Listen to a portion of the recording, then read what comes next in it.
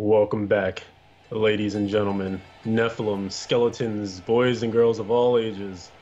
It's your favorite Diablo 3 podcast, the Westmarch Workshop. We're happening. What does that even mean? I'll let you know what it means. It means not another Necromancer episode. You heard it here first. We're not going to talk about the Necromancer at all tonight in an unprecedented state of affairs. It's crazy. We haven't been here in weeks, and we just decided, you know what? No more Necro. That's it. We're done. We're going back to talking about whatever it was we talked about before we talked about Necromancer. And I actually have no clue what that is. That's why I can't even get through this intro without fumbling, because I give up. I'm going to talk about the Necromancer. I love skeletons. Nine Ball, help. I can't blame you. Spoilers, we're going to talk about the Necromancer. We're definitely going to talk about the Necromancer some more. Sorry to that one guy. Yes. We are, in fact, we were just discussing it in the pre-show. So if you're not watching this from the live on Twitch or from the Twitch highlights, yeah, there was one guy on YouTube that says, you know, it's like, I'm done, I'm sick of hearing about the Necromancer, I'll come back and start watching the show once you guys stop talking about it. And yeah, we can understand that if you're not interested in the Necromancer, how all this talk would be just not interesting, not engaging. You want to hear us talk about something else, and we do have some other things to talk about tonight. But of course, there is going to be some talk about the Necro. I'm sorry. Inevitably, there has to be. Yeah. I actually don't think you're sorry. Maybe. Sorry, maybe not sorry. Wow, upgrade. Yes. Care. Things have changed. Well, of course, special shout out to our sponsors, because I feel like whenever I do the intro, I always forget. But Intel, Legion by Lenovo, BlizzPro, those triumvirate of awesome people and companies help to get our derelict show out the door. So thank you. It's fine, you know, because if you forget, I'm here, and like when I do the openings, if I forget, you're there. And what's really bad is there was actually a solo episode that I did where I forgot at the beginning of the episode. I had to come around and, you know, give the shout out at the end of the episode like we normally do. And it was, while I was doing it, I was like, oh shit, I forgot. Luckily, we've got the overlays on the screen and all that. We really need to just go through and get like a pre-recorded intro like all the other podcasts, and so that it's in there and we can just kind of like fire and forget. But this is the Westmarch way, goddammit. I was gonna say, we do it our way, man. Uh-huh. I did it my way.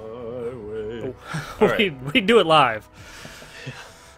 So first of all, before we get too deep, I do want to hop back into what you were just talking about and say I can see, and I guess you kind of touched on it. I can see where that guy is coming from, guy or girl. I guess you should not assume genders in 2017, where they were coming from in regards to the whole like, let's not talk about the Necromancer anymore, because at this point, and maybe I'm hopping a little too forward, we'll, you know, do the normal weeks in gaming and whatnot, but man, I just feel like we're getting to the point where we've been talking about it for so long in the abstract. I mean, of course, like those with access can play it and get a feel for it, but even when you do that, so much of it is, well, don't get too attached to this build or don't get too attached to that passive, because it could all change. It's the PTR, it's the closed beta. Nothing is set in stone. And I just want stones. I want Emma stone. I want bedstone, bedrock. I think my mind just went there when I said Emma Stone, the bedrock. Like, what happened? I'm sorry. The show. I forgive you. Okay. There might be some very pissed off individuals out there, but I forgive you. I understand. We lost our PG rating for a second. But in any case, like, I don't know. I'm on the verge or on the edge of just wanting the wait to be over, for it to all be real, so that we can really actually dive in and say, this is a build. This will not change. I mean, of course, like, even now, builds can change if sets get updated and stuff for any other classes that are available right now. But just the idea of there's some permanence to what we're discussing, you know? Mm-hmm. that you're not going to go through and check the next patch of the Necromancer and like the damage values have been tweaked or like entire functionalities of the set have changed. Yeah, and that happens quite frequently right now. Right? Yeah, it's been happening, and I was actually surprised that they took the I guess the. Well, I could talk about that later because we're gonna be skipping our weeks in gaming if we continue on this line of conversation. We can hop back into this. We can necro this discussion in a little bit. Ooh, well played. Well played indeed. But yes, I guess we should also, like talking about necroing things, mention we are sorry for the kind of the month lapse in episodes where we missed our last recording date. And then we tried to re-record an episode last week, and then that ended up not working out, due to some emergencies and stuff like that have been going on. So, very sorry. That one we actually legitimately are sorry about. But we're back. We're here. Everything's good. Everything's kosher. Yes. Yeah. Yeah, it's been... I guess, this is a perfect lead-in to my weeks in gaming, so... Go for it. Floor is All yours. Right. Thank you. So I do apologize because my whole computer situation is just so strange these days. I ended up, as you guys know, I've had issues with the computer that I have had for such a long time. That actually, and we always talk about this, you and I built our computers around the exact same time, right before the launch of Diablo 3 base version, back in 2012. And so it's always nice to remember, yes, that's when I got that, because you'll never forget those dates, those early days of everything being broken, Error 37, all the stuff the internet memes love to remind you of. Now, fast forward 5 years later, some of those hardware pieces and things, I don't know about you, but a few of mine have gone by the wayside as I've been making upgrades and whatnot. But still, issues persist, and so for the last year, I've been fighting my motherboard, my I don't even know what else has been going wrong in there, but it's just been a bunch of things that don't make my computer situation reliable. And I think officially in the last couple of weeks, it just all kicked the bucket for real. So I have to make some serious upgrades, and the community has been incredibly A, patient, and B, generous, because I actually have all the necessary assets, I guess you could say, to currently be able to play but not stream, unfortunately, just with the situation that I have. So at least I have access to the game. I can feed that addiction and not drive 9ball crazy with texts of hey man, can you just log into DH and share your screen with me? Can you text me pictures so and then I'll just play through the rift in my head? Right? Yeah. It'll be like challenge rifts on paper. Right. Take it back to the paper D&D days. We'll narrate. We'll get Lala or no one to narrate their rift run for you over Skype. Okay, I'm looking at the pylon. Okay, it's a power pylon. Well, are you gonna click it or are you not gonna click it? Well, you're just gonna have to find out. Ooh, it'd be like a choose your. Oh, you know what? We can make a choose your own adventure book. Pick your direction. I head north. You have been killed by a grue. Ah, damn it! All right, no, I didn't pick that. Flip back to page 16. There is a elite pack in front of you. But yeah, so long story short, I will hopefully be back to situation normal / maybe situation even improved, because things are looking good for some nice upgrades. I'm hoping before June ends, but it should be sooner than that. So again, anyone who's been reaching out to ask or just lend support, lend an ear to listen to me complain sometimes, thank you very much. Hopefully you'll be seeing not just my face here, and I love the show, and I'm glad it happens still, because this is my one time to actually get on stream again. But hopefully you'll be seeing me on my own thingamajig, and everything will be normal again. All that said, like I mentioned, I still have been able to play the game a little bit. By a little bit, I mean a lot still. And our group I think we're getting to the point where we're all kind of burned out, because the season at the end of this week will be 10 weeks long, which technically has been the end point for the past few seasons. So that's an interesting point in itself, which we can maybe touch on here in a moment. Mm-hmm. But I think we've been pushing it hard, like many of us. And when I say many of us, I mean Viper, Lala, and No One's Minion, just to give them their credit, their shout outs. We've still been doing the 4-player stuff mainly on the weekends, and that has been quite a grind. Viper lost, I think, 2 or 3 Witch Doctors essentially back to back. Like, that man hoards gear like no one's business, so somehow he still came out okay on like his 3rd or 4th backup. But man, it was that what was it, Memorial Day weekend, where we had really planned to hit it hard. Just was an interesting start to that, and we sort of recovered with some Greater Rift 90s being just run back to back to back to back. But everyone's been hitting it really hard, and I think I personally, I don't know how you feel about this, but I hope to God in some way that the season announcement, the 2-week warning, is coming soon, just so I can stop tryharding.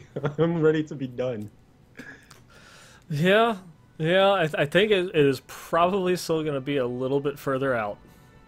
Oh, all right. I definitely want to continue that convo, because I don't disagree with you, but I want to refute you, just so like some Diablo god might take pity.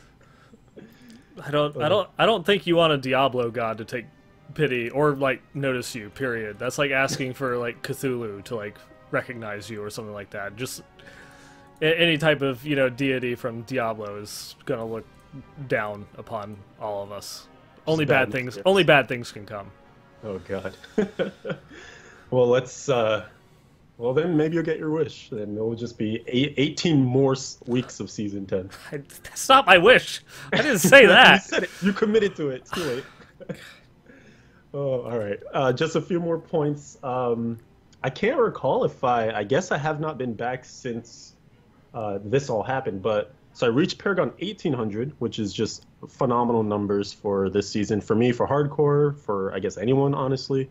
It still should be somewhere in like the top 10-ish, top 15-ish of hardcore players on the Americas server. So it's crazy. It's still good that even with losing like an entire week and then some, we've still been able to maintain some decent numbers. Everyone else is like right behind me. I think Minion just hit over 1,700 over the weekend. Lala's like 1,750 or so. And Viper, who doesn't get to play as much, I think he's still like in the 1,500s anyway. So it's been a crazy season still a very magical one. I managed to clear Greater Rift 96 pretty much right on my return. Like when I came back, I was so hungry for Diablo. I just wanted to push everything. So I tried my best to get like a higher 1-player, 2-player, 4-player, 3-player, etc. So I did my 96 solo on the DH with Shadows, with Cold, for those who are curious still on what element is best. We still don't know. I still don't know if Lightning or Cold is going to be better, but I did use Cold for that run. I was good enough for second on the Greater Rift solo Demon Hunter leaderboards for hardcore. Then someone actually surpassed my time and Big John Nasty, or whatever his name is, his time as well, with a 97 in UE grenades. So again, we've been mentioning that Demon Hunter has insane diversity and a lot of really strong builds. So I don't even think we've seen everything yet, because I bet you 100 Diablo bucks that by the end of the season we'll see the Lawn Fan of Knives thing come out of nowhere and do a really high clear too. Yeah, because I'm sure for those people that are going and pushing, they haven't actually started pushing yet. They're content with going through and running their 90s or what have you to just farm. Exactly. Grab XP, or they're doing 4-mans and pushing gems. Exactly, getting those augments done, getting those 1% upgrades on gems, all that good stuff. Mm-hmm. Yeah, it makes the most sense if you're trying to really min-max the final push. Yeah, it's not worth the time, to grab like this leaderboard push for like a 97 or something like that, when you just wait 2 more weeks and have an easier time clearing it due to Paragon and gem levels and such. That one additional primal. Yeah. Oh my goodness, fingers crossed. I actually hadn't even made any notes on primals. I managed to get my first primal Holy Point shot of this season, and my God, was it horrible. It's just that's the one piece I've been gambling on for like the last month. I've been reforging with any bounty materials I get. Finally got one. I'm pretty sure it was Cold, but then it just had everything else wrong with it. So it's like, all right, I didn't even, you know what? I didn't even keep it. I salvaged it instantly. Oh no. Take that. You're acting Diablo like me gods. now. I know, right? Was that 15 shards? Yeah. Is that 50? Oh. That Blackthorns was primal. Oh well. Next. Next. So yeah, that's pretty much things in a nutshell. We got some good, there actually was something I was really proud of. I don't know if it's still the case, but Lala and I, on her support Barb, my Demon Hunter, did a 2-man, and we did greater of 95 for hardcore. And as I had checked, and you know, it's really hard to aggregate info from all the different regions and whatnot. When I had checked it, that was the highest that pairing had done in the world. So that was a really awesome kind of like claim to fame to have at that point. I haven't, you know, I've been trying to not pay attention to those because, like you said, you know, it makes no sense to focus on pushing when you can do it 2 weeks from now and be more powerful. Yep. But every now and again, you look and you're like, oh man, someone beat it. I got to get back up there. Yeah. I mean, you guys, it's still the highest combo for that on the American servers, rank 8. Oh, sweet. Oh, you're looking at it? Yeah, I just checked it. Awesome. Well, there we go. At least in America, we're still the bomb. Mm-hmm. I like it. Yeah. And I guess like one thing that I kind of wanted to notice, mention while you were going and talking, particularly about like the Demon Hunters, like you did the 96 with the Impale build, and then the next one was Unhollowed Essence grenades. And that's something that we've heard the developers mention like a couple of times, is that like the disparity between a bunch of the sets isn't as big as people would think that it is. And so especially at like a point like now, when people aren't actually going through and pushing, we might see, you know, a couple of greater rift clears that are, you know, like 5 or 6 levels higher than this, maybe, on hardcore at least. But that like the other sets aren't going to be terribly far behind it. You never see them because the person that has like the best like Marauder set in the world also has a better clear, you know, with their Unhallowed or with their Legacy of Nightmares Fan of Knives build. So you know, they might have like a 99 clear with the Fan of Knives, so you'll never see their 96 with Marauders. Right. I mean, that is a reason again why I do, and you know, we've had this debate, this conversation with the whole like set leaderboards, and how it would be nice if it was like officially baked into the Greater Rifts like server drop down in game. You can just check and see like, where am I with the best Marauder Demon Hunters? Where am I with all the people who love Unhallowed Essence? I totally get the counter argument that, you know, if you bring that info to light, it truly shows the disparity between the different sets, and particularly between the classes on their different sets. But I feel like the people who really want to know that and make a big stink about it kind of already do.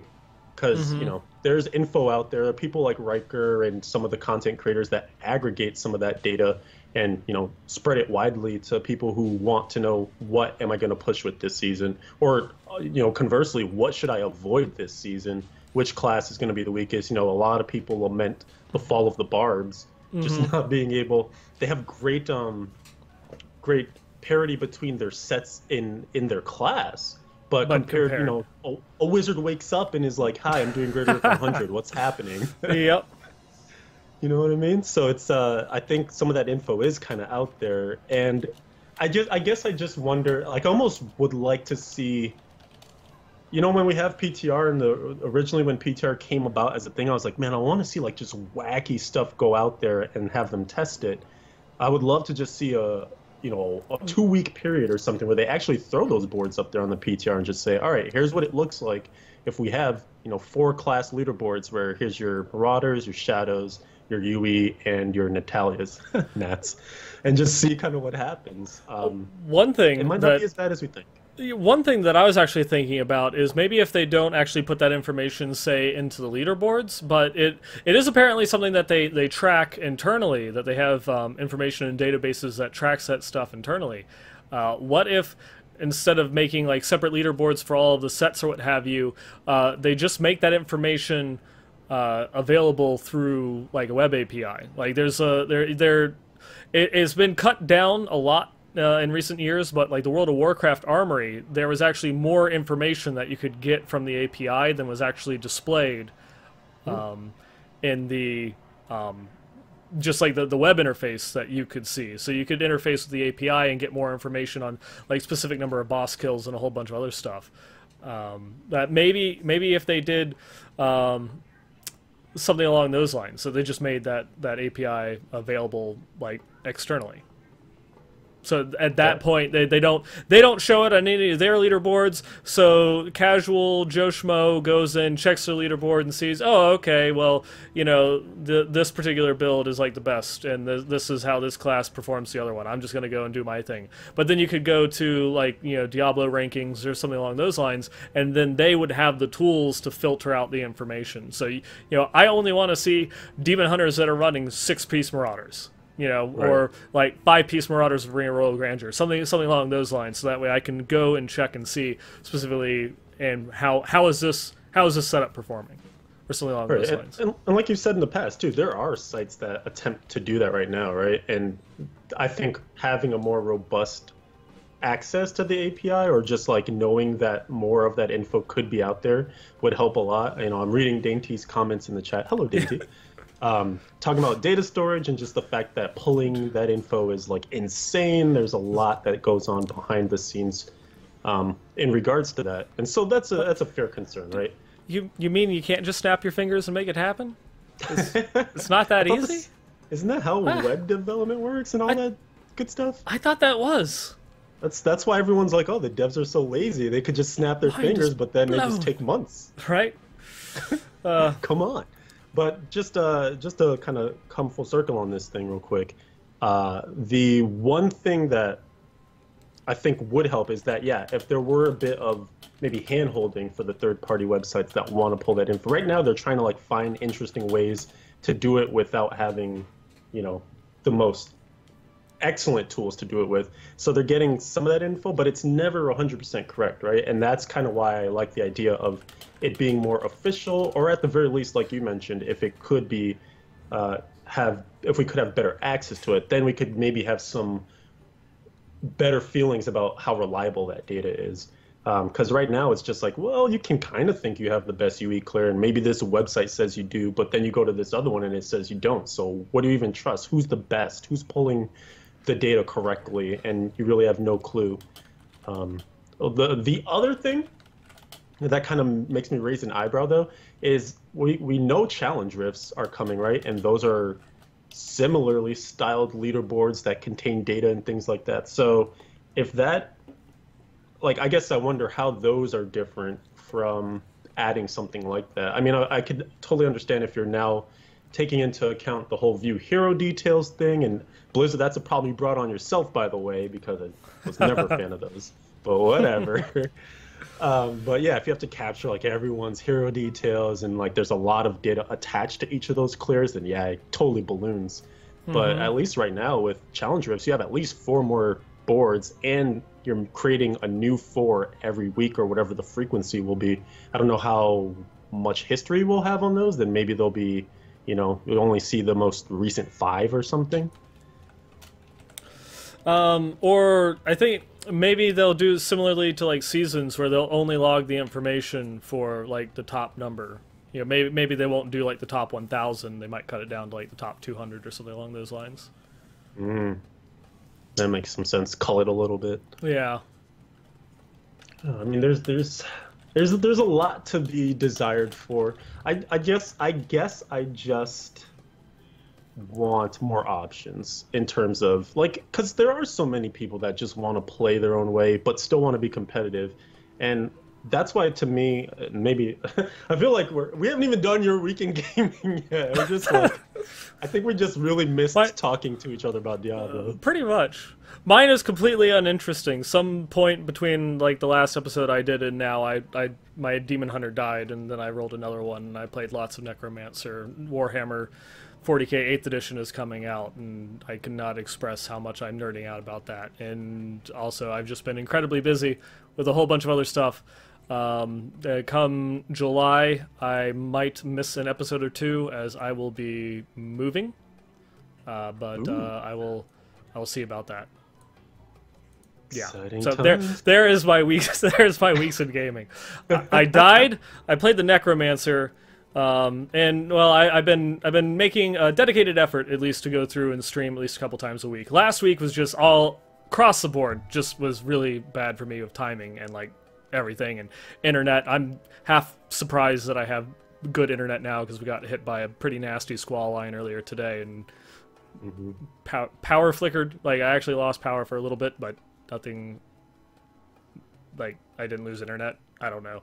So it's been good. So I've actually been, because of like the internet issues, I've been playing a lot of like Heroes, a little bit of Overwatch and stuff like that, since it's not reliable for hardcore play.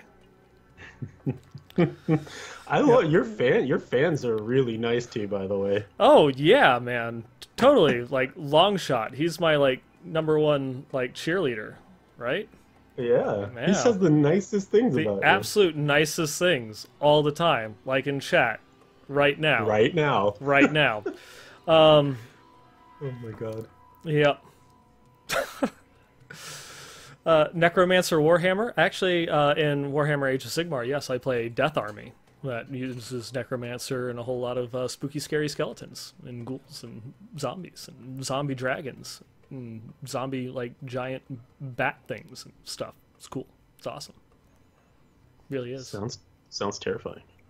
It is. It is. Especially when I use a Terror Geist. These are Warhammer things. These are Warhammer things. We can go back to Diablo now. I'm sorry. No, I'm How not. about some Diablo things? Yeah. Okay. So we were talking. I guess we can leave that topic. We nailed that. That one wasn't even on the list of topics, No. so that just tells you where we're at right now. 30 minutes into the episode, we will now actually begin our tabled discussions. Enjoy. Yes. All right. So a little quick season 10 touch / wrap up, or is it a wrap up? I posed the question here: when will it end? Season 10. Could we get the 2-week warning this Friday? Because it'll, like I mentioned previously, be the end of the 10th week of the season. So 2 weeks from then would be kind of that 3-month period that they're deigning that they will hit in, what was it, like BlizzCon 2015, 16? I can't remember anymore. That was kind of when the, hey, we're moving towards these 3-month seasons announcement was made. And then we kind of had, I think, 2 or 3 that hit that mark. And then it kind of been all over since then. And you, 9, feel as if we're going to miss that mark again. Well, they've been pretty consistent, at least kind of hitting around that 3-month mark period. But in the fact that, well, we'll have a new season in 3 months, you know, as opposed to having a 3-month season. Long season, yeah. Yeah. So then with the couple weeks of downtime in between, you know, it ends up being a shorter season. Like you were mentioning, like 10 weeks, you know. So 2 whole months and then, you know, 2 weeks. So 2 months and 2 weeks and then 2 weeks of downtime and then another season. So every, you know, roughly every 3 months. I think this time, you know, they can still fulfill that promise and just have a, you know, a 3-month season, especially with the Necromancer was just, we talk about the Necromancer again. Necromancer was just taken off of the beta the other day. So it was taken down for maintenance work, overhaul, whatever the proper term, verbiage would be for that. Let's hope they're not overhaul. I feel like overhaul sounds serious. that sounds serious. That's a really serious thing. But yeah, it's just I think that we will. There are probably going to be a couple more like little minor patches and some tweaks, you know, to the class before they're ready to go through and release it. And this definitely, they've not. I mean, that's like one of the things that I've seen a lot. People are going to be like, when is it releasing? Like, when are we getting the Necromancer? Like, 100% tell me, is it going to be Season 11? Because they've not specifically stated the Necromancer will launch with Season 11. They've only said that it will launch with patch 2.6. But I mean, like, the beta and everything else, it's patch 2.6, it's Season 11. It's like, we're getting the Necromancer the next season. And so if they need a little bit more time, we'll probably just extend the season by a little bit more. So you're of the camp. I think this is a very populated camp that believes that as long as the Necromancer needs attention in the closed beta, then the season will continue, or option B, as long as the Necromancer needs attention and the closed beta remains open, they could potentially end season 10, but then just have like a crazy long downtime between season 10, season 11. What do you see happening?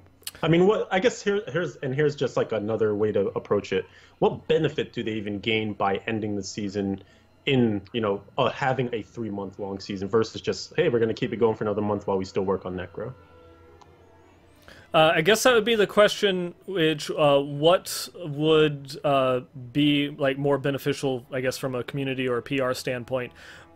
People like yourself, which are like, season 10 has been going on long enough, kind of getting burnt out on the overall grind. I need something else. I need something new to do. Can we please just end this so I can get my placement on the leaderboard and we can be done? Versus the people that inevitably will come out, well, the season is over, I don't play non-seasonal, when are you going to come out with the next season? I've got nothing to do. And why has it been a month with no new season? This is absolute garbage, Yeah, that's the thing is, I just remembering back to season 1 as well, when it was just like, is it going to end now? Oh, let's check back in 2 weeks. Is it going to end now? So how much are you guys betting on the season and am I allowed to join the pool? If you put your bet on when the season's gonna end, Dainty, we will let you join the pool. It actually depends on how much she bets, because we should say the minimum is like $1,000 to bet, and she wouldn't want to lose $1,000, right? Right? No, I think it'd be more, would you want to lose $1,000? Oh. Oh, man. I don't know. Actually, this should be a call to arms, though. You're asking the psychic, to guess the next card. Right. Yeah. Clearly she knows. So it should be like, well, let's put a max bid of $10 and then we'll take it. Because I'm just saying, if she joins the pool, will she actually give an actual answer and lead us all astray, or lead us all to glory, but then also like totally ruin her whole life, or will she screw us all over and then we lose our money? That's what I'm saying. Make it $1,000, so she has to go with the right answer, and save $1,000, but also ruin her life. Well, this pool has gotten too expensive for my blood. I told you. Didn't I just give you some Diablo bucks? I got you covered. Oh, we're betting Diablo money? Then, well, sure. I mean, you can also use those Outback gift cards. It's a blind bet submitted anonymously. You got that IP tracker still? Hold on while I go and learn about APIs. But maybe we should do a call to arms. Let's see if if it's not announced this week or before the next season. Maybe people in the community can send us some emails when they think it'll end. How about that? Hosts lose the beards live on the bet. I mean, I'm okay with that. The reason I have a beard right now is because my shaver's broken. I'd rather shave right now. You want me to send you a razor? Yeah, send one over, bro. Oh, BRB, I'm gonna go buy a Moto razor for like $5 on Craigslist and send it to you. Craigslist? I don't know where that razor's been. Oh boy. But yeah, so in any case. Oh, Dainty's gonna bet her beard. It's gonna be a tough shave. Use a lot of cream. We've gotten wildly off tangent, or off topic on a tangent. To a tangent, yeah. Yeah. Can you tangent off a tangent? I'm pretty sure that we can. That would maybe get us back on track. Yes, going back on track, it would be, so, when when is the season ending, or what would be better? The season ending soon-ish, and then just prolonging the down period in between the seasons before, the Necromancer or Season 11 comes out, or both, I should say. Or do they just continue with Season 10 until they feel that the Necromancer is at a point that they can release, and then in the season to then, give us the 1 or 2 week grace period before Season 11 starts?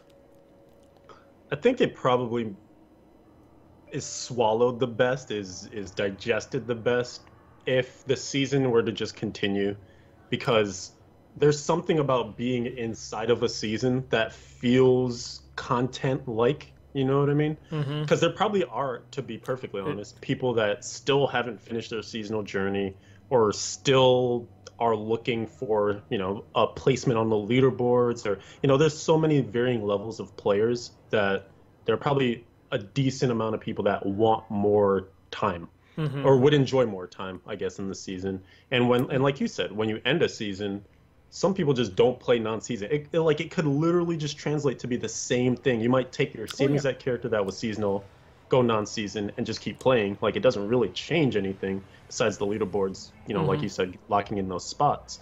But there really is kind of that mental divide of this is season, it's different. This is non-season. For the majority of people that do play season, you have a goal. Whatever that, I want to get one higher on the leaderboard. I want to try and get as much Paragon as I can. I've not gotten Guardian yet, like on a season. I'm gonna do it this time. You have a goal or a drive. There's something that pushes you forward to continue to play more within a season because it has an ending. And so whatever you accomplish within that set time span kind of matters. When you don't have when you're outside of that season and it's just like, well, I can continue to play this, like, a character in say like Diablo 2. Well, I'm gonna have this character for another 5 years. So I guess it really doesn't matter what I do tomorrow or next week. I could just not play. I don't really have a particular goal because it's whatever. Yeah. No, I mean, that to me that makes the most sense. So you keep it rolling, and then eventually, like you said, the Necromancer is done. Comes out of the oven, and you get a 2-week break or whatever it is. But they do that same thing that they've always done, where hey, we're launching the next patch, and here comes the Necro, and you get like that 1.5 weeks to play around before the season starts. So I could definitely see that being the state of affairs. And to be honest, so I was kind of joking. Like, I do feel burnt out right now. Like, I'm pretty sure I need a break. But I also wouldn't actually be upset if the season were to go like another month or so, because that honestly just gives me more time to make this a crazy good season. Like, maybe the only thing that it hurts is if they never do a season this long again, and I never play this hard in a season again, then I never get to best these marks, you know what I mean? Yeah. But at the same time, like, the landscape could change so much. They could increase experience, and all of a sudden everyone's Paragon 4,000 by the end of a 3-month season, and what does it all matter anyway? So power creep. Oh yeah, I know at some point it'll come, right? Yep, indubitably. As they continue to go through and make tiny little changes, it might not mean that much, but I mean, you could go through and be like, well, for a higher, greater rift party, who knows? Like the Necromancer might be a better, might end up being a better group clear than a Witch Doctor, and that allows you to go a couple greater rifts higher. Or it might mean that you can get, your 95s or your 100, speed clears or whatever started a week earlier, which then of course snowballs from there and translates into a couple hundred more Paragon levels at the end of the season, just because you were able to hit those marks so much faster. There's a lot to it where you could have a shorter time period and get higher, push higher. Yeah, reach for the stars, drill to the heavens. And that actually is an awesome segue into just one other talking point for Season 10, because there was a blue post that was actually of great importance for a lot of people that are into the meta. And, this season I've been enjoying it to the fullest. And one of the great discoveries that kind of came over, I believe it originated in China. And then, as per usual, the Chinese have the best builds. And then we find out about it like 2 weeks later and copy them furiously. So, someone in that region came up with this Legacy of Nightmares Spirit Barrage Witch Doctor, where they figured out that there was an interaction with Spirit Barrage where it's treated like a pet. And it's a bug, it's actually a declared bug. Blizzard has acknowledged it as such. However, one of the kind of driving hopes in the community was that this wouldn't be changed because it's an amazing build for the simple fact that area damage is nowhere to be found, and therefore there's no lag to be found, to some degree. One of the driving factors of lag in these high greater rift clears is area damage calculations, and the Aerocare Firebat Witch Doctor has area damage everywhere it can get it. So you've seen the famous videos of witch doctors haunting, and it starts to channel firebats, and you're like, is my internet broken? Why is it paused? Am I getting DC'd? Hello? Yep. And then it's just slideshow where boom, dead, boom, dead, boom. Oh, you're dead too, by the way. So Rip. it can lend itself to some scary situations, especially in hardcore. But everyone was loving this new Witch Doctor build because none of that happened anymore. It was amazing. So Blizzard, had been rather silent on it. People were using it. It wasn't exploitative, which is great. It was just kind of this like weird, using game mechanics, even though it's not meant to be the way that it is, with the whole interaction with Enforcer Gem, Mask of Germ, etc. And then Blizzard finally broke their silence and said, you know what? We recognize that this is a bugged interaction. However, we evaluated it on a couple of different levels. Is it fun? Is it game breaking? We determined that it is the latter and not the former. Hopefully I said that right. It's fun. People are enjoying it. And it didn't so much break the game that past clears were completely invalidated, right? People were still getting to high levels with Aerocare. It just became a choice to now use Lawn, which I think is performing a little bit better, but it's not miles ahead. So it's here to stay, which is amazing because now you can rely on that information.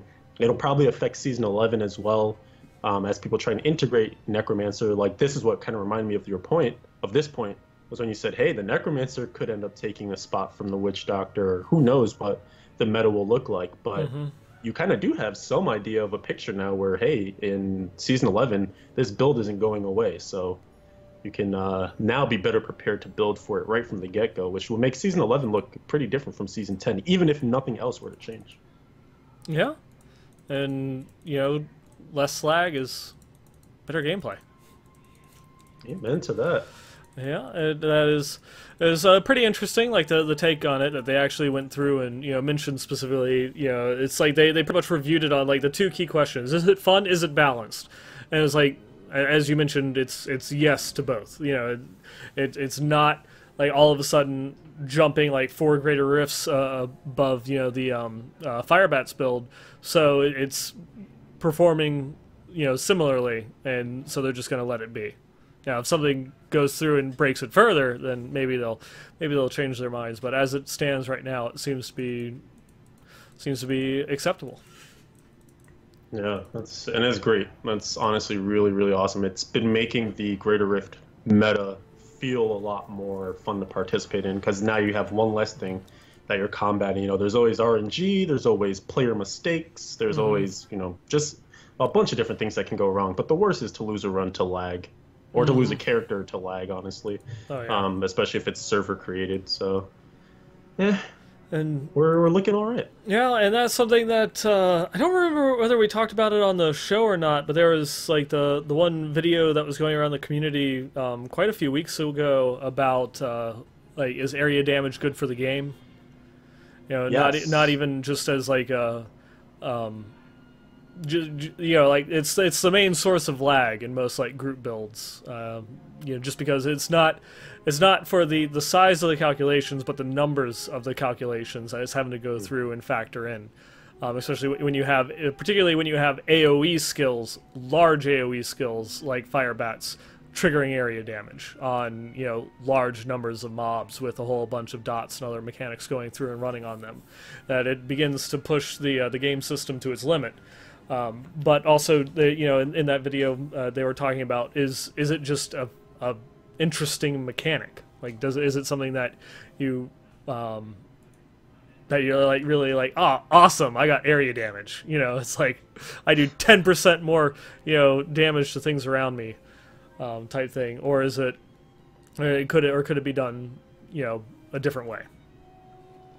That question is a really hard one to answer, because I think if you look at it, if you try to be as objective as you can, it's even still hard to answer, because I think it's not the most interesting mechanic. Like, it's a cool idea, because what it's trying to do is give, you know, those instances where maybe you're a single target build, but you want to kill many monsters at one time. And so here's some, you know, here's enough fix that can kind of help you deal with when you're only attacking in such a very small area, spread some of that out, right? Mm-hmm.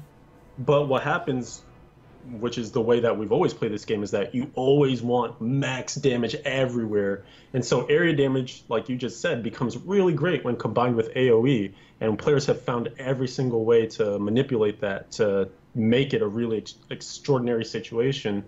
And what happens, again, like you said, is you get way too many calculations happening simultaneously. So I think it's currently too good to not use, but you have to deal with the caveat of when you use it, it's really bad in terms of performance. So you're kind of like, it almost, it's different but similar. It almost reminds me of when they, I forget what patch it was, but when monks, their best way to do damage and like play the game was to spam the mantras. Do you remember this? And they were like, we need to change that, because it's literally promoting a way for people to just get like RSI and hurt themselves. But we understand that you want the maximum damage output, so you're putting yourselves through this pain. Yeah, just to do it. Yeah, because that's that's most efficient. Yeah, it's kind of like you're hurting yourself to do well, but you know, it's your only choice, I guess. Yeah.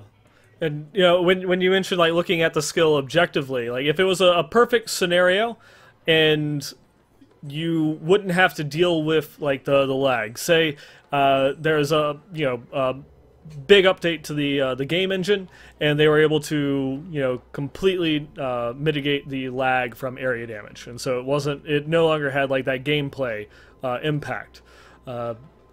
I think that on one hand, like you said, for like something that focuses a bit more on like single target, it can help maybe support kind of builds like that.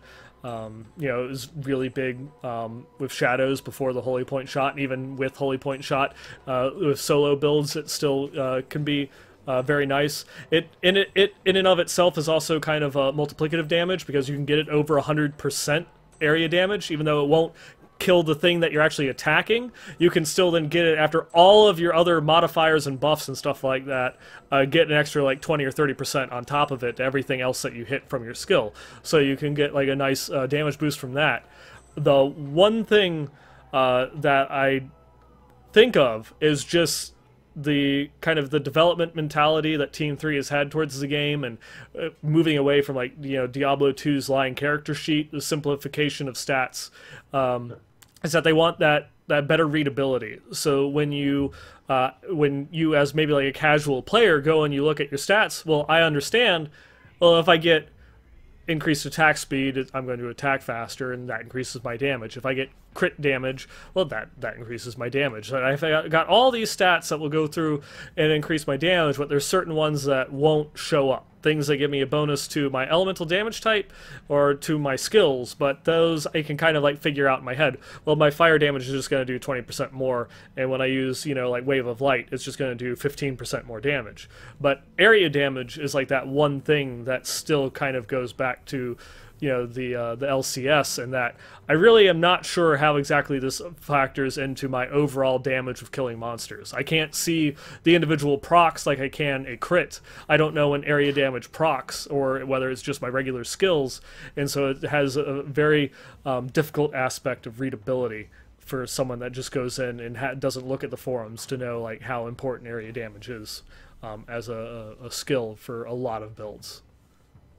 Yeah, I agree. I think it is kind of a complicated enough mechanic where it's just not like on the face of it, you can kind of be like, okay, it's do more area damage, so like it's better than doing regular damage, but you don't quite grasp the full effect of just how ridiculous it can be in terms of, like you said, adding to your damage and multiplying your damage. Mm-hmm. Um, it's tough because I don't want to see the affix pool drained, right? Like I Yeah. like the idea of there being really good choices across different pieces where you actually have to sacrifice a little bit. Like, man, I Mm-hmm. can't get everything on a ring, and I really want it because rings can give you the most potential at times Mm-hmm. where there's so many good affixes.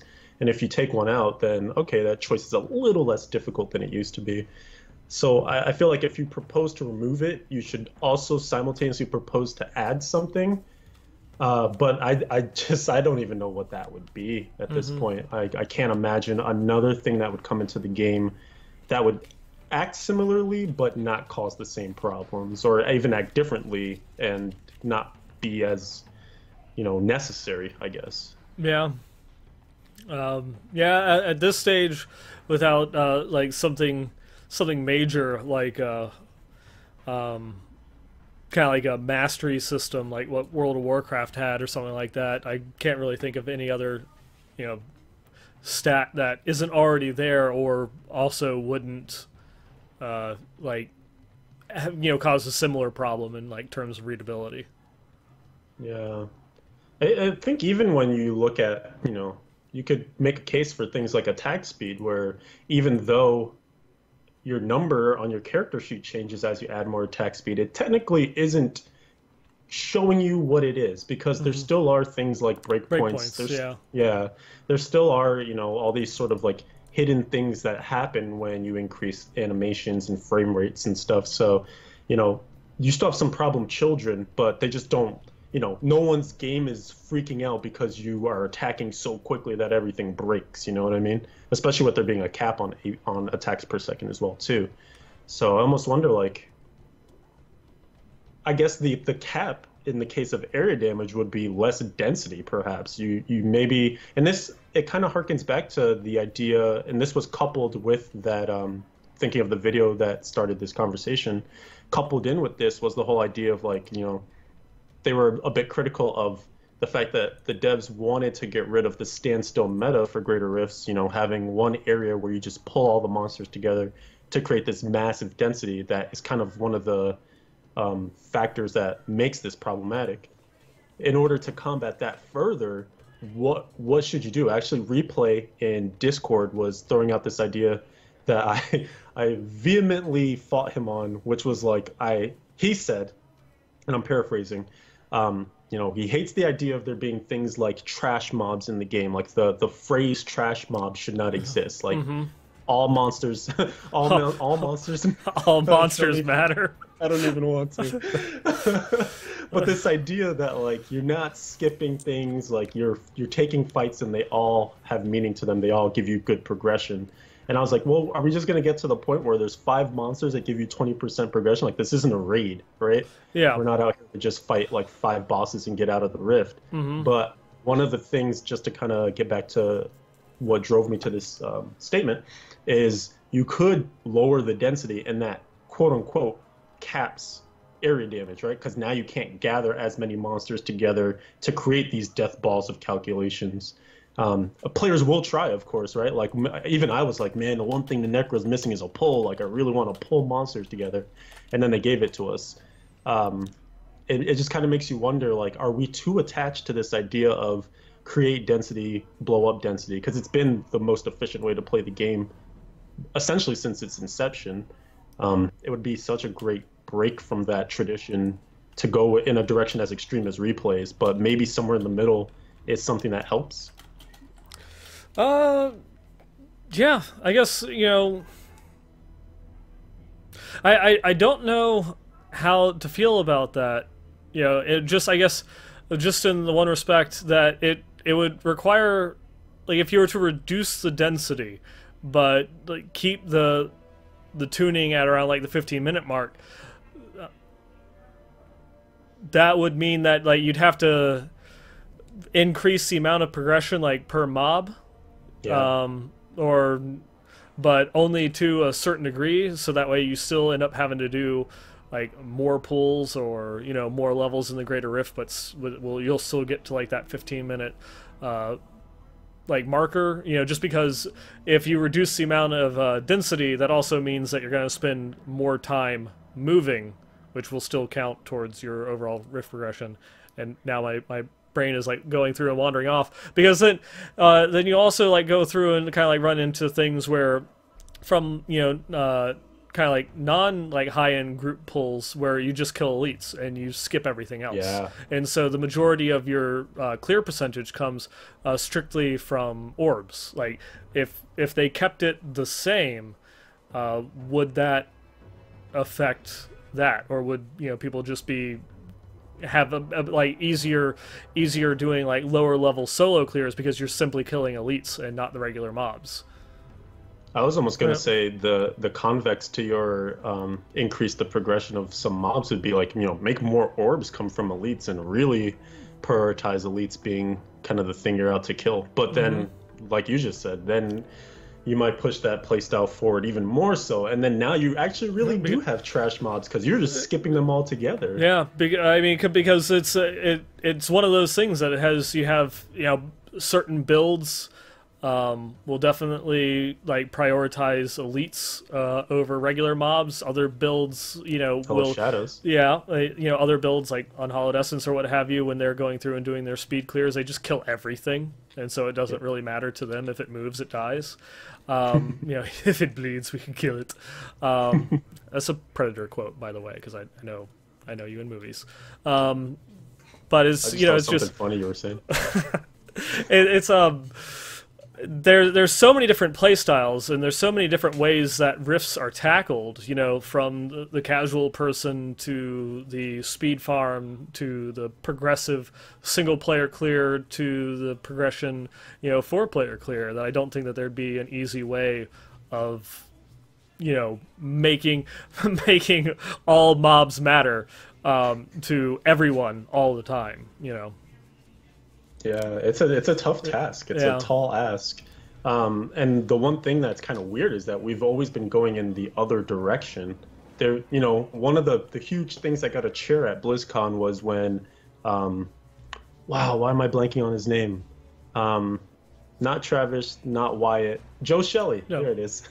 When he showed that one image of like, here's caves, and it was like 2 monsters on the screen. It was like, boo. And he's like, here's caves improved, and it's like all these monsters. Like, people love density, and builds are built around it too, right? There are items in the game, things that all matter with density, being kind of a necessary requirement to get those builds off the ground. So it's, like you said, if you even like mess with those things a little bit, the ripple effects are pretty grand.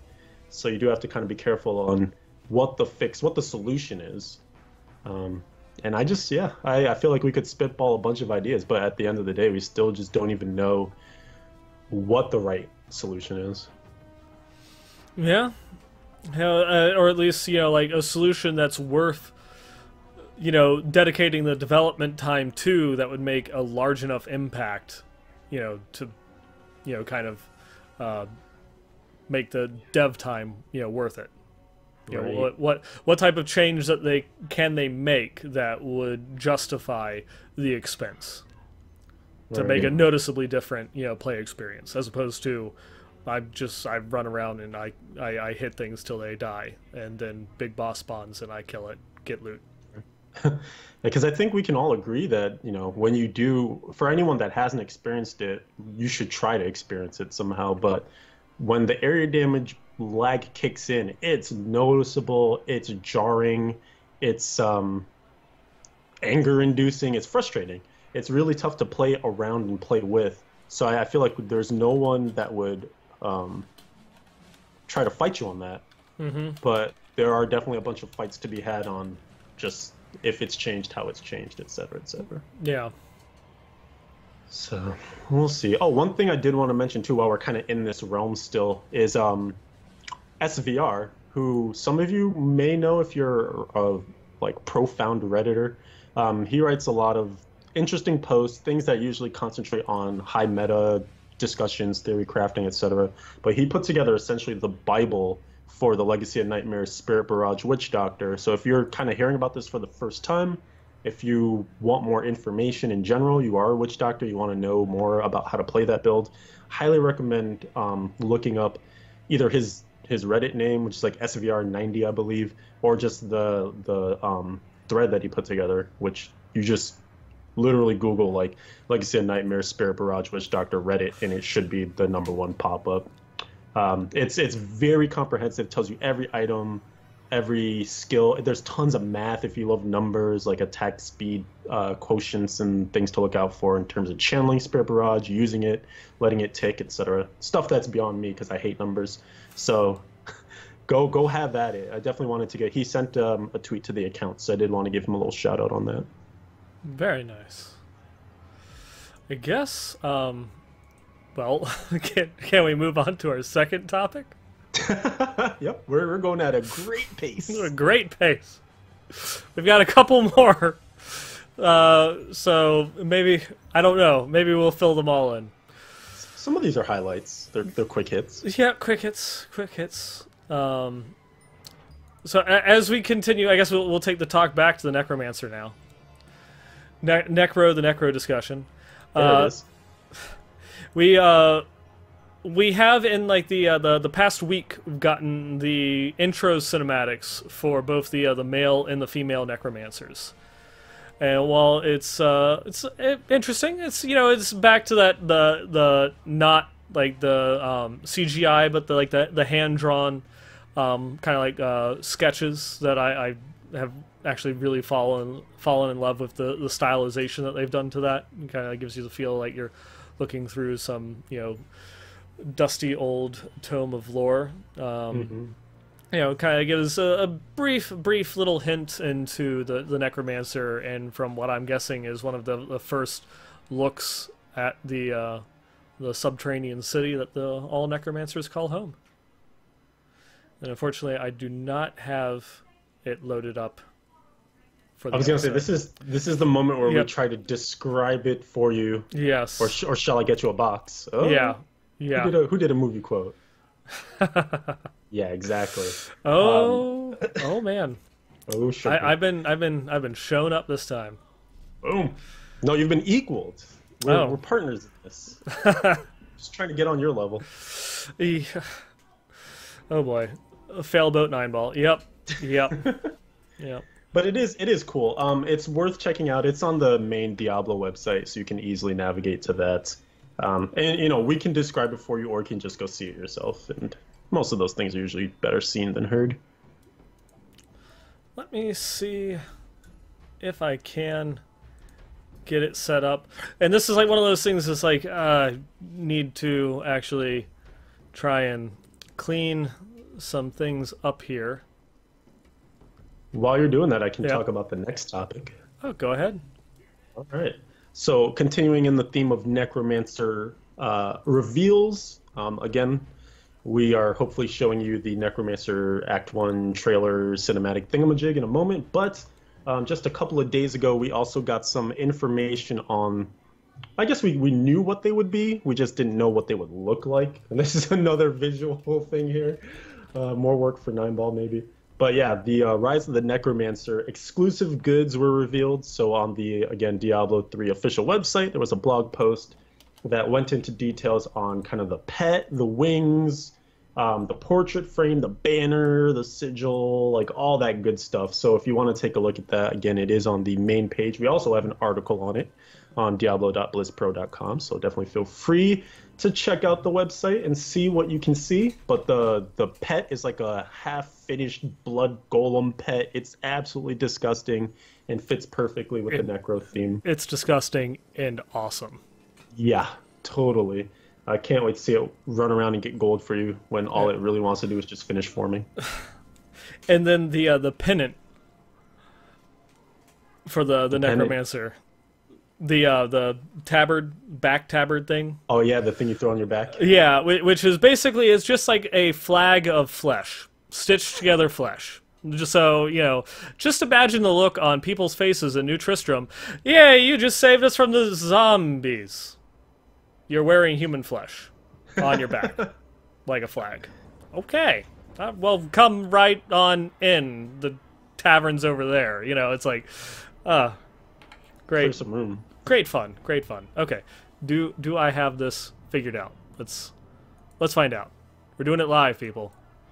Mm-hmm. But yeah, some of this stuff is just really in the great aesthetics and mood of the Necros. So I'm looking forward to seeing it in game, getting it. Ooh, I see something on screen. Yes. Are you ready for this? Okay. Here we go. And hopefully the volume on this one works, and that it's not too loud. I don't hear anything. Enough. I still don't hear anything. Am I talking over it? I'm sorry. All that grows must also wither and die. What dies and rots will then nourish the living. This is the great cycle of being, and we, the priests of Rathma, use our dark art to protect it. Though most do not understand us, we go where we are needed. My master has learned that a star fell in the west, drawing the dead from their graves. He commands me to journey to Tristram and return them to their rest. For if the cycle is not upheld, it would mean the end of all things.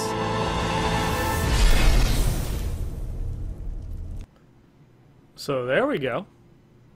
I noticed you chose the female Necromancer. Yes, that I did. You were revealing behind closed doors that you might prefer the female to the male voice. Yes, I will say that while I do enjoy the male voice acting, it is still well done. Playing it and listening to it for, hundreds of hours during a season would probably get to be a little bit too much. It's just the way when he goes through and screams, "The cycle!" It's just like, God, can you please stop? Not so loud. It's just, I don't know. It's some of the voice acting is just, it's a little bit too tiresome. The female voice acting, now that's one that I could just listen to for hours. She could read me bedtime stories. I would like that. Probably too much. Creepy stories? Ooh. Yeah, just like, what was it? Tell me stories from, like, what's the subreddit? No Sleep, I think it is. This sounds like the dark part of the internet. I don't know about this. It's just basically, it's a whole bunch of, creepy stories.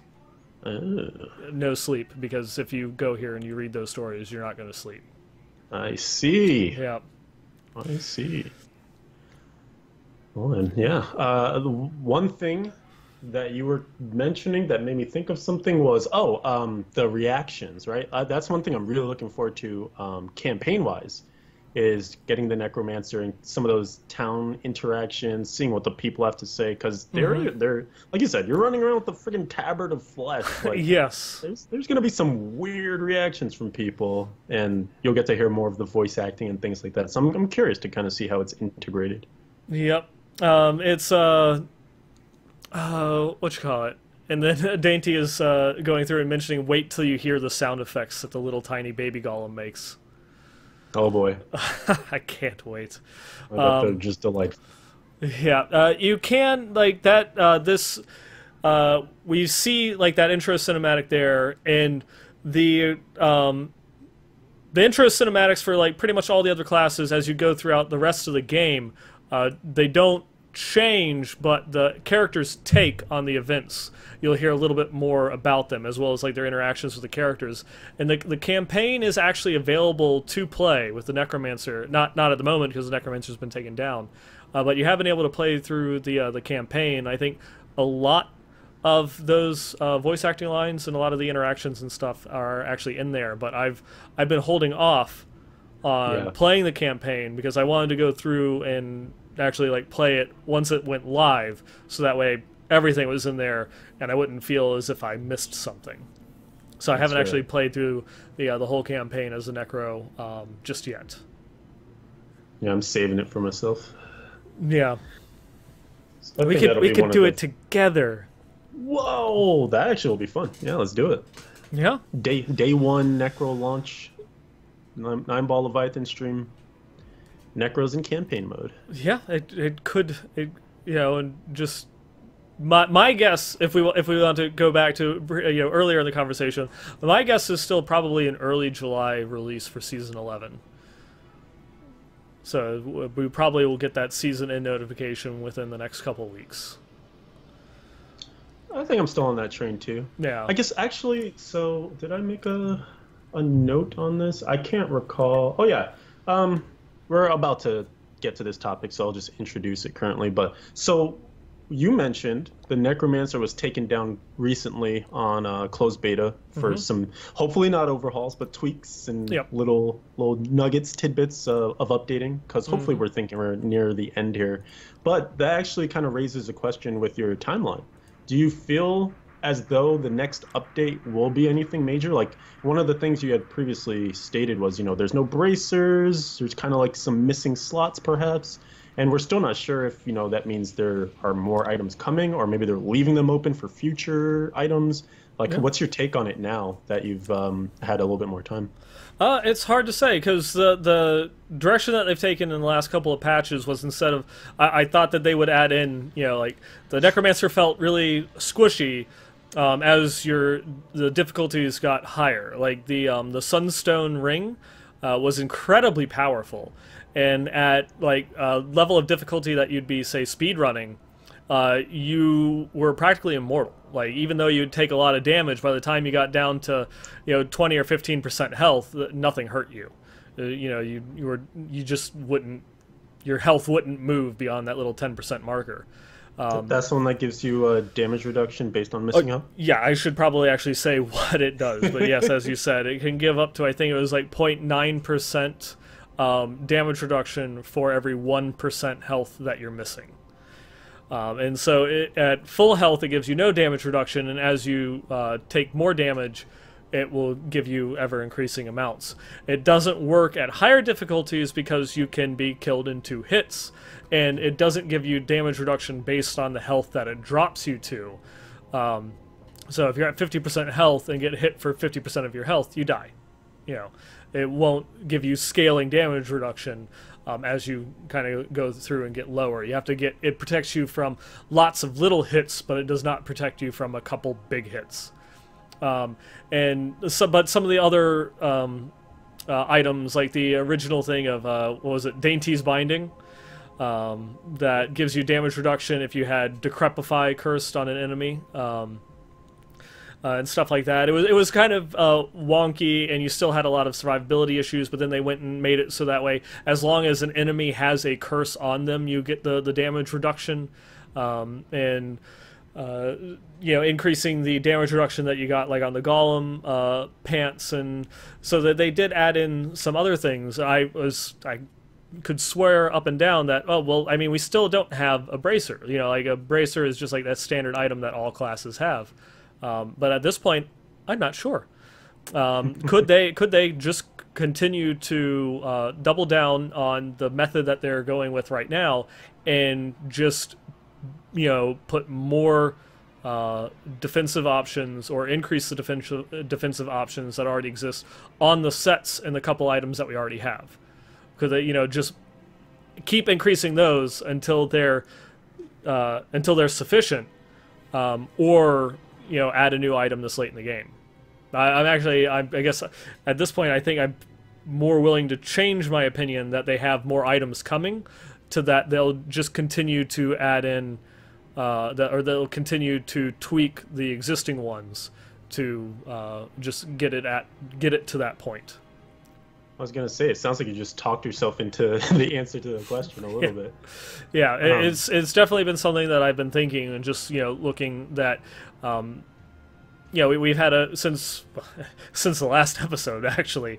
There's been like a couple of patches and a lot of tweaks that they've done, and they haven't added in any new items since the initial items that they've dropped, and so it's making me think that they might not have anything else to add in at the moment.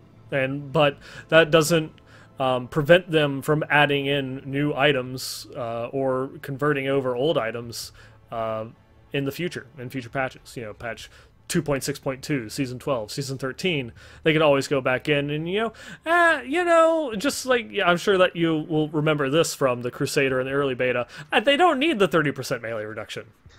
We'll give them 15. Okay, they've got 30. They could easily go through and be like, Season 11 was really rough on the Necromancer. It didn't end up performing at the level that we thought that it would, so, Season 12... Here's some bracers. Here's another belt option. They just kind of like go through and provide tweaks. Yeah, I feel like you've covered this pretty handily there. My only additions to this is that if you do go the route of adding in any additional items at this point, you just have to think about how much longer that keeps the Necromancer in beta too, because now you have another set of interactions and synergies to think about. Assuming they're rapidly iterating, it will require maybe like pushing some updates and things like that. So it's just like, here's another week, here's another week. So it does make the tail a little bit longer in terms of trying to get this thing out the door. And I guess it's easier to take what exists and, like you said, keep tweaking those numbers because you kind of already know what they do. And you've seen the results of people utilizing those powers, what greater rifts they've been able to reach, how easily or not easily they've been able to do it. So yeah, to me, I'm kind of with you on the idea that they might just be leaving themselves the window to add later on. Here's like you said, Season 12, here's a sick bracer that, the blood Necros really seem to just desire. So we're going to throw that to you. And that's the playstyle you'll probably be really jamming. Oh, also it's the Hatrix gift this season. So like it all kind of fits together in a neat package. Yeah. Next season after that, like here's something else. And to some degree, if you think about bracer options, I've almost been kind of thinking the Reaper's Wraps are like a de facto Necromancer item to some degree. Because, we have a bunch of different ways to mitigate resource cost, and there is a whole fix dealing with resource cost reduction, etc. But one of the things that has been kind of thrown around there is that Necros have a tough time getting essence back and whatnot, and with the crazy health globe generation that they can do, like Reaper's Wraps almost seems to fit very nicely into that. Yeah, which is like the one thing that could potentially scare me is like you said, with that resource reduction, with the ability to generate health globes, and the fact that they specifically nerfed health globe generation because it created unpleasant gameplay interactions, and if it's something that might end up getting addressed, because there is some, but there's not a lot. Most of the people that are going through and playing on the betas, they're all playing Necromancers. There's not like, we're going to go through and put like a Greater Rift 110 group together, and we're going to put in a well-geared Necromancer and see what works and what doesn't and such. Just because like the Necromancer, at first I thought, well, it's pretty balanced with the health globe regeneration because you didn't have a lot of ways of generating corpses too effectively. Now you do. Now things do not need to die for you to generate a lot of corpses. So. Right.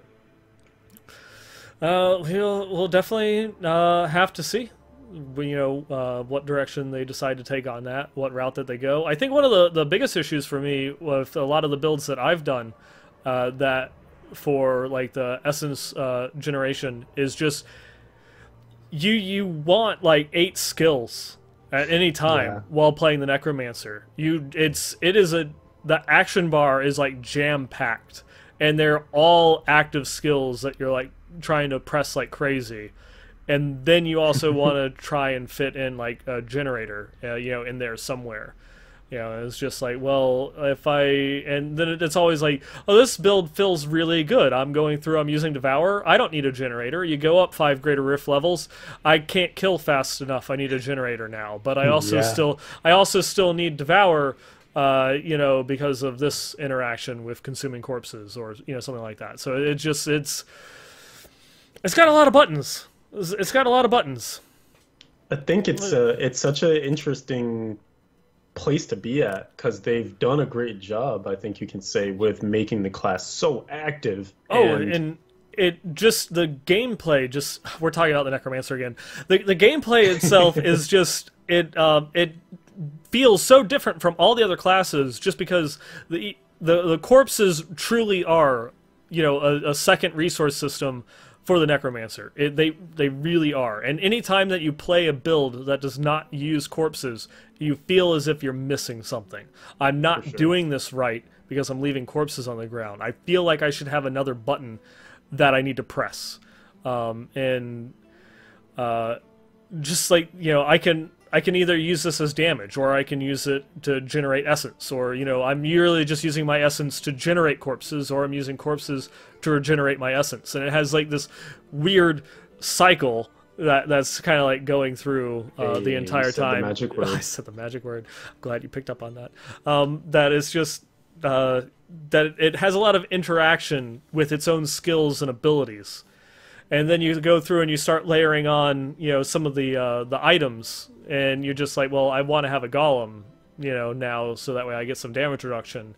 And well, since I'm using a golem, well, maybe I should use some more of these like other pet skills or something like that. It's just there's a lot going on, and I think that yeah, I would be surprised if the Necromancer is actually like fully figured out by the end of season 11. Oh yeah, I'm with you. I think it's kind of the curse. Yes, this is so good. It's the curse of the Necromancer in terms of how open-ended it is, because like we were talking on that one episode where we were going over some of the sets. You know, there's a couple that kind of hone in on a few skills that you need to take to kind of get them turned on. But for a majority of the play, you can really choose your own adventure. We're literally in this entire statement, we're just encompassing everything we've ever said ever. It's great. What a dick. Yeah, and then patting yourself on the back. Gosh, what a dick. So I think it's like a great problem to have, because yes, the world is your oyster at this point. You can choose to mix and match, but it's like you just kind of said something that really triggered me, because when you bleed into another playstyle, there's this weird kind of push and pull. Like you want the golem because now you're going to get some defense, right? But then you're like, well, I'm kind of going pets. Do I want more pets? Yeah. But then I'm just a pet builder. Now I'm not even doing the Blood Nova thing anymore. Or like, you know what I mean? So it just drags you in so many different directions. It almost feels like you want the restrictions just to be like, okay, I have to have these 4 skills. My God, I can only fit 2 more. At least I know what my build is. Versus like, I need 1 skill, and now I kind of want 8 others. Yeah. You always feel as if you need like 1 more skill. Like you went through and it's like, I've made like the perfect pet build. Like this is great, but now I'm dying a lot, so I need more survivability. Oh crap! I need to add in a golem so that way I can use those pants. But what do I give up? Oh, and then now I also have to like give up the item in my cube, or do I use a Ring of Royal Grandeur? It's a lot of tough choices that you have to make, which I'm sure is probably the intent. Yep. Yeah. Mission accomplished, I believe. Yeah. But yeah, you're definitely hitting the nail on the head there, where it's like, I wouldn't even imagine, because also imagine if there are changes leading in from season 11 to season 12, then now anything you thought you figured out might be up in the air again for Necro. And so you have another season of discovery and fumbling, and it's going to be a while. I'm with you with that, you know. Maybe with more players in the pool, with it going from closed to live, you'll get a lot more experimentation rapidly happening. So maybe some things will come to light. But it's going to be fun. That's going to be a good season. Yeah. It's, you know, whether you actually play the Necromancer or not, you know, just the impact that it's going to have on group play is going to give a lot for everyone to, you know, have fun with. Definitely. Yeah, you might not even buy it yourself, but you might interact with Necros. I'm pretty sure you will. It might even be another thing we can bet on. Unless you play solo, yeah, you probably are going to interact with Necromancer. Right, and it could totally change what you do. Mm-hmm. Fun times to be had. That indeed. All right, are we sufficiently not necroed? We didn't talk about the necro, right? No, not unless you want to talk about the skill and item changes from the most recent patch. Which I guess we can. Well, I mean, it's like, as of right now in the recording of this episode, you can't play the Necromancer, and when it comes back, there's almost assuredly going to be a new patch. Right. Should we just skip like the Necromancer changes right now, because it almost feels like, I guess, a little bit redundant. Right, because we're just going to be talking about things that may not even exist a week from now or 2 weeks from now, or might have been like further tweaked. That's right. Yeah. Yeah. We'll reserve that conversation for the next episode where we don't talk about the Necromancer. Yep. So that, for those of you that are getting tired of the constant talk about Necromancers, we'll table this discussion for later and reduce the total amount of Necromancer discussion in this particular episode. And hopefully that means that we've kept it under 50%. I think we've actually done I think the balance in all things. I think we've actually done a pretty good job so far. I would agree. Yeah. And our next topic isn't Necromancer related. It is death related. It's barely even Diablo related. That is true. So we're totally balancing it out. We're going way out here on this one. We're talking about a completely different game now. Yeah, it's actually, I saw you play in this said game, so you want to intro this topic? For those that keep up on multiple Blizzard games, not just Diablo games, a couple days ago, they announced the newest hero for Heroes of the Storm. And the Angel of Death, Malthael himself, is going to be coming to the Nexus. And, well, I don't want to spend too much time, but he looks freaking awesome in Heroes, and I cannot wait. But to tie into this, they are also doing cross game promotion, much like the recent Overwatch cross game promotions that they've done in Heroes. They've done 2 Overwatch promotions this year, and now they're going to hop in and do one for Diablo. It is, I believe it was June 13th through June 26th. You'll be able to go in and play games in Heroes of the Storm, and so long as you choose a Diablo hero, you'll be able to work on a quest of playing 15 games as a Diablo hero in Heroes of the Storm across a multitude of the play types in order to unlock certain in-game benefits. Some of them being Leoric's Steed, a mount in Heroes of the Storm, some like a loot chest, but you'll also be able to get Kerrigan's Ghost Wings in Diablo. So if you missed out on the digital deluxe or the collector's edition of Heart of the Swarm, even though they're not going to be the bone-looking Kerrigan wings, you'll be able to get kind of like a high-tech robotic-looking version of those wings. Some might argue they look better. Some might argue. So I've been waiting for this show to discuss this because I wanted to particularly talk about it with you. I think I've got that up there. Oh, do we have a show for the people? Nice. Yeah, show for the people. There you go. I wanted to ask you because I can recall a conversation that we had, maybe on the show, maybe off the show, but pretty sure one of your favorite wings in the game are the Kerrigan bone wings. Yep.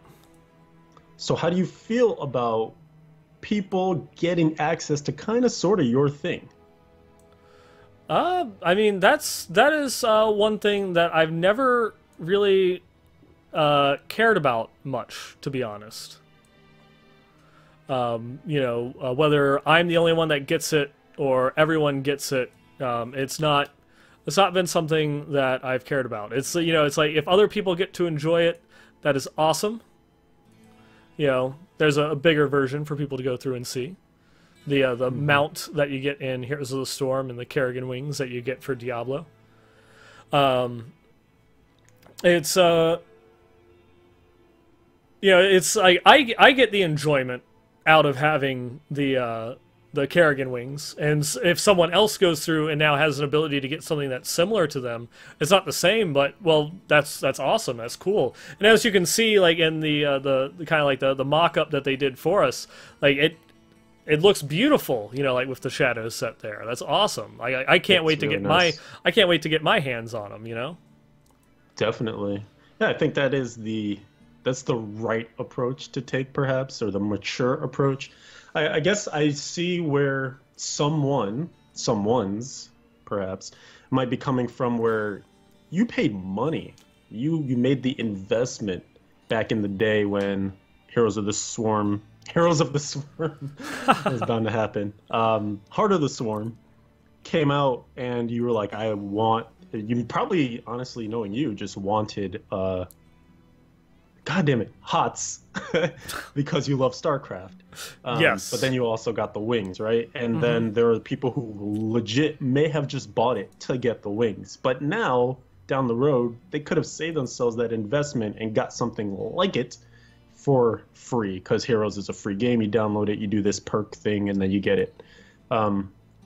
So I mean, I'm with you in terms of, like, I'm just glad we have more cosmetic options. Like, I love cosmetics. I love being able to collect things. I especially like things like this. Who knows if they'll do it again?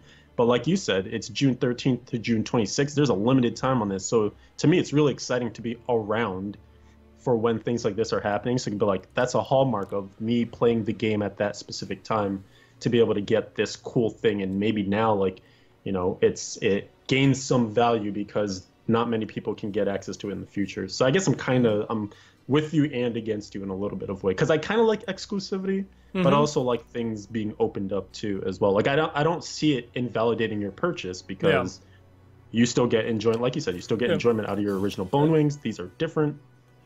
And also on the other side of it, it's still different. It's not the same exact thing. You know, kind of like the people that got the Tyrael's wings with the original collector's edition. They had the Imperius wings, you know, just for, you know, I don't think you even had to get the deluxe edition or the collector's edition for Reaper. You just had to have installed the game within like the first month or two when Reaper of the Storm came out, in order to qualify for the Imperius wings. Reaper of the Storm. Oh God, did I just do that? It's the great. That's Malthael and Heroes of the Storm. Right? Yes. Oh, I love it. It's infecting us. Seriously though, but yeah, that's actually a pretty perfect comparison. Like, it's similar but different, and clearly different levels of investment there to get them. Yeah, I think I guess just trying to think about how I actually would feel. Yeah, I might be a little bit annoyed, like, if they did like add in like the exact duplicate of like Kerrigan's wings. I guess probably I can easily say that it doesn't bother me too much, because it's not the exact same thing. But if they were to just go through and add that in, you know, especially because, you know, at that point it would be free, you know, because Heroes is a free game, and there's always I believe one hero from every the franchises that's available in the free to play, and you know, you can get some of the heroes on the cheap in order to go through and get Diablo hero just to be started. I'm sure I can't even begin to imagine how many people are going to be playing as Malthael during that time period. Oh gosh, I'm sorry. Just reading the chat. Oh God, I can't even deal with your crew, man. They love everything you said. Reaper of the Storm. Clipped that. Oh gosh. Reaper of the Swarm. I like that one. I want to play Reaper of the Swarm. It sounds like it. Yeah. Kind of reminds me of... wait a second. Let's take this back to a Discord conversation that was had a couple of weeks ago. Maybe we could turn this... The Reaper of the Swarm is a bad fan fiction where Malthael finds himself in the Corpulu sector and romances Kerrigan. Oh my goodness. Yeah. I love it. Mm-hmm. Write it. Yep. Ship it. Oh, I think that is the definition of shipping. Yeah, exactly. Yep. Sorry. Kitten attacked my foot. Oh gosh. Apparently Kitten loves it too. Oh, yes. There we go. Oh my goodness. Say hi to everybody. Say hi. This is why I don't understand why you haven't been hired for a lore position yet. Right? Oh boy. So yeah, by the way, so there's a cross promotion. You can get some sweet wings. Yep. Not to bury that awesome point within the more awesome Koprulu sector romance. Mm-hmm. It's the Reaper of the Storm cross promotion. Yep. Gonna be great. Gonna be great. Gonna be great.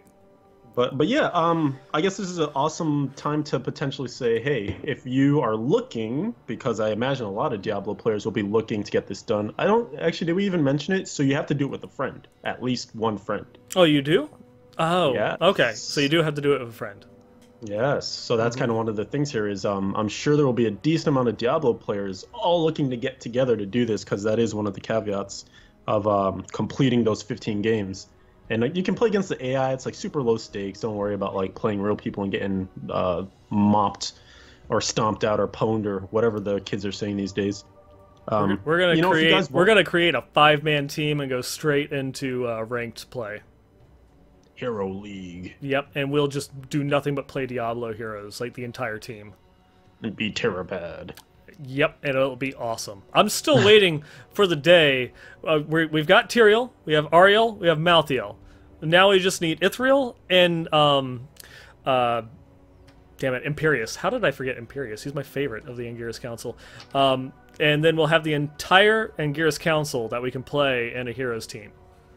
There it is. Yep, I'm waiting for that to happen. Wait for the esports team named the Anguirus Council, and that's all they play. Yep. Blizzard decides how great they are based on how they balance those angels. I've been playing a lot of Alarak lately, so I've getting pretty good at the short range melee assassin type character. So I'm really looking forward to Malthael. Nice. But yeah, we're gonna offer up anyone of our community. You know, we always throw out our Discord at the end of the show, and you know, the email address. Like, if you want to play these games during this time period, I'm sure we're going to be trying to play. I know it's gonna like take me all my strength to hop in there and get those games in. So you know, the more the merrier. Yeah. Yep. And as long as my internet continues to be questionable, I probably will be a little bit more focused on Heroes than Diablo in the coming weeks, because it's been here in South Florida, it's been raining like nonstop for the past week, and we've got another week of nonstop rain ahead of us. Woo! And summer starts like next week officially or something like that too. Summer started here like in February. Endless summer. Pretty much. I forget who it was that I was talking to, but it was just like, you know, it's the middle of summer in Florida from like March until November. Sounds about right. Yeah. But yeah, it makes sense. Some Heroes action for all us Diablo peeps. Let's do it. I get to bust out my Vala that I play annually for like 2 days. There you go. Yep. You know, we can all just go through and have like an all Diablo stream all the time. I'm down. Yeah. Do it. Word. Okay, so we did it. We did it. We made it through the news post. Did we do it? We did it. And then some. And then some. There we go. All right. So, with that, I guess it's time to start moving on to the community section then, isn't it? Community! Yes. Let's resurrect the community section. Except not. No Necro stuff. No Necro stuff. We're just going to read some emails. All right. Okay. So, oh gosh, this is actually an email about Necromancer stuff. It's not our fault. It was sent in. Got him. We got him. I have the first one here, and it's coming in from Johan with kind regards. He says, "Hello, Nineball and Leviathan. Here is your friendly neighbor from Holland. I have stalked..." Let me move this over here. "I have stalked Nineball with this question on Twitter already, but since there are devs listening to the podcast, I have a question that regards a data mined item." And he included a screenshot I have seen 9-Ball play a build with thorns and curses, and I loved it. This data mined item, to my knowledge, is not yet in the game. It would be an amazing support item to get some extra damage in for a party while having all cursives for buffs and debuffs. Do you guys think that it's still on the radar? Keep up the good work. And I will just read. So this is, I guess the caveat is this is a data mined item power, legendary power from the Diablo fans data mine. And as he mentions, it's not appearing on any items in the closed beta yet. Maybe it will, maybe it won't, but that's kind of the, that's what happens when you read into the data mine tea leaves. You never know what you'll actually get. This one is when a target has all 3 curses active, there is a chance to trigger an overload of misfortune, dealing 20,000% weapon damage as cold to all enemies within 7 yards and consuming all curses.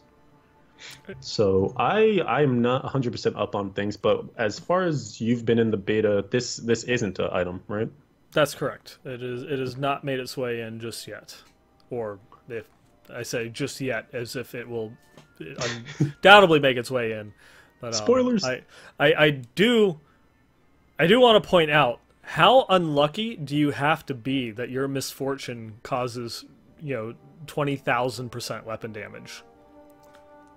Some heavy. I mean, think about being cursed just once. That's pretty unlucky in itself, right? Yeah.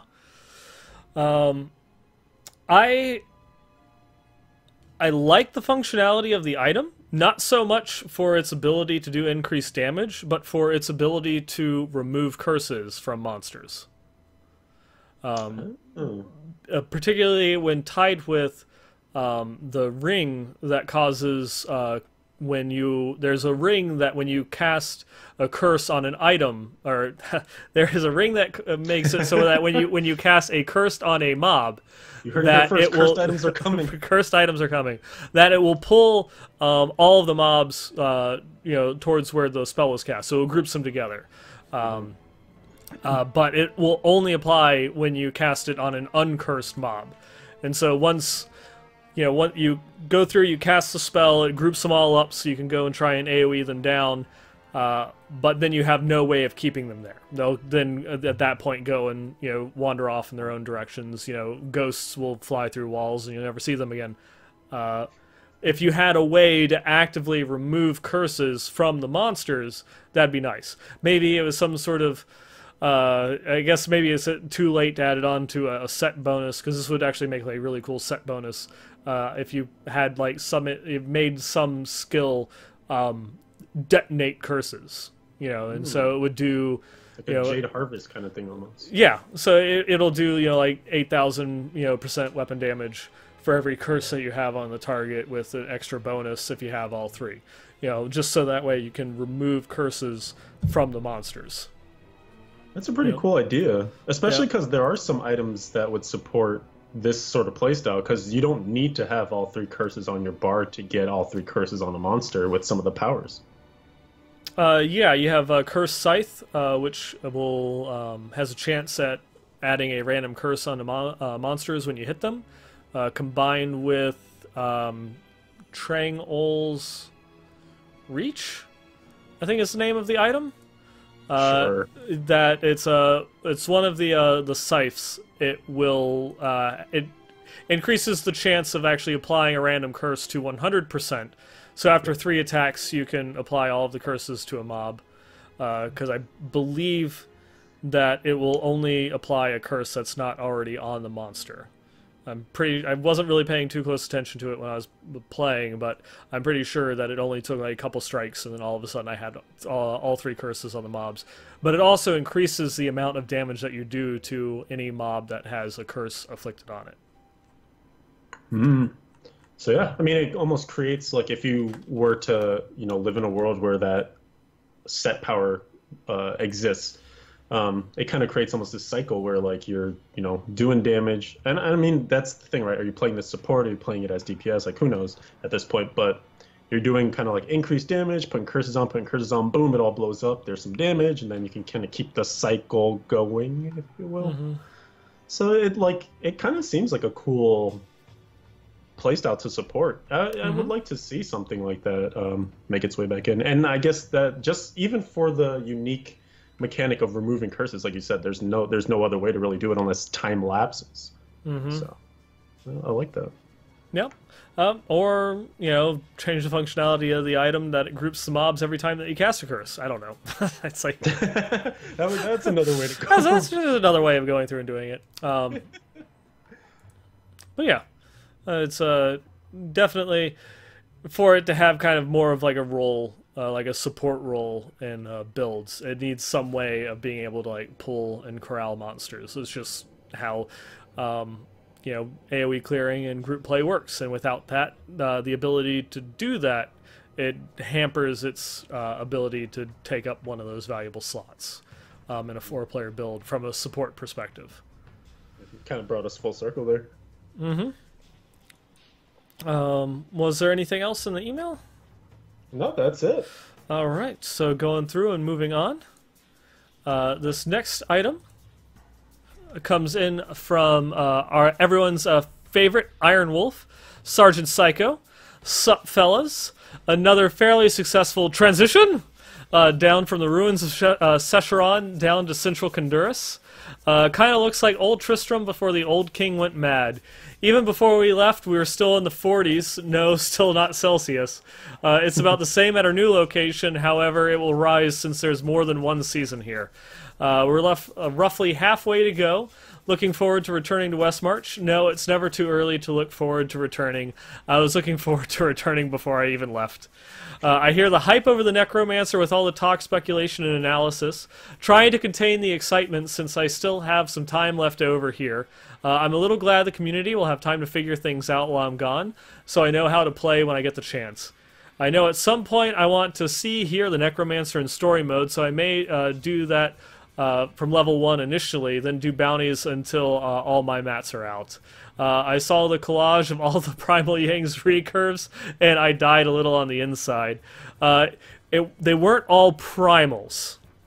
At least, yeah, they weren't all primals. She's not that lucky.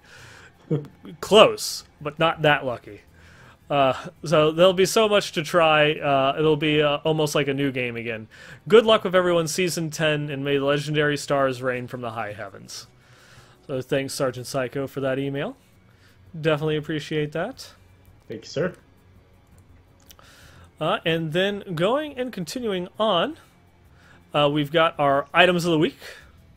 Items of the week. Week.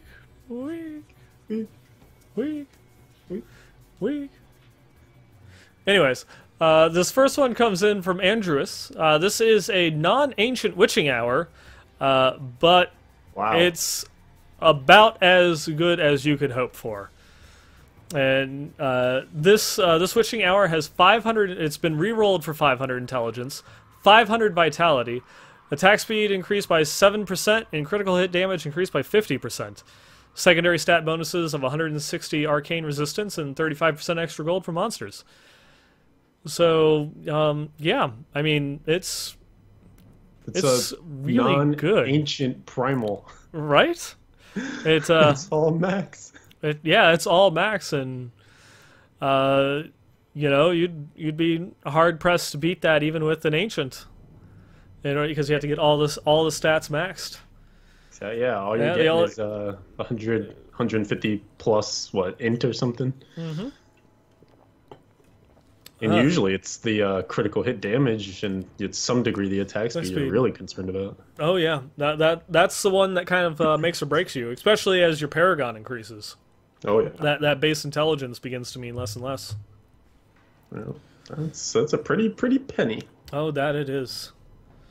Our next item, this one comes in from Thaldaros. This is a, you might not want to look, it is a Primal Carly's Point. Son of a... I already looked. You already looked. And this bad boy clocks in at 3,083 DPS. It has been re-rolled for the damage, which I guess is interesting. But it also has the 10% damage, 1,000% dexterity, increases attack speed by 7% with 11,000 life after each kill, So I mean, it already pretty much had rolled perfect with all of the stats. So there really wasn't anything else to do to this item. Yeah, that's kind of weird. Why even re-roll it? I don't know. Just felt like having lightning damage on the weapon. Oh, this could be one of those instances, because there is, I still see it from time to time where people are like, the damage on my weapon doesn't match the element that I want to use for my rune. But, you know, PSA, it doesn't matter. Mm-hmm. Not like the days of black damage. You remember that? In vanilla? Gosh, I'm glad that we are so... oops. Wrong overlay there. I'm so glad that we are, you know, far beyond those days of black damage, and that was just horrible. That was just absolutely horrible. Talk about another hidden mechanic, right? Of damage increase. Yeah. Thankfully, with Reaper, you no longer have to have the damage type of the weapon match everything else. You know. It does not matter. The skill will take priority and change all of the damage over to that elemental type.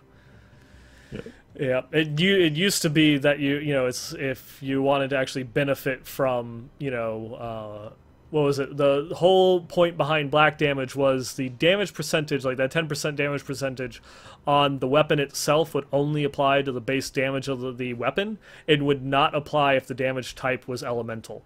So you had to have base physical damage on the weapon for it to actually apply, and created huge disparities in the amount of actual damage that weapons did. Yeah, that was such a weird mechanic. I don't know why it worked that way. Yeah. In thinking of the Carly's point, assuming that it was just left as is, there is some, because you kind of just touched on it with the witching hour, there is a school of thought where as your paragon increases, you could actually then roll the dex off and go like area damage or okay, or like elite damage. Elite damage. That was what Clevey was saying in chat.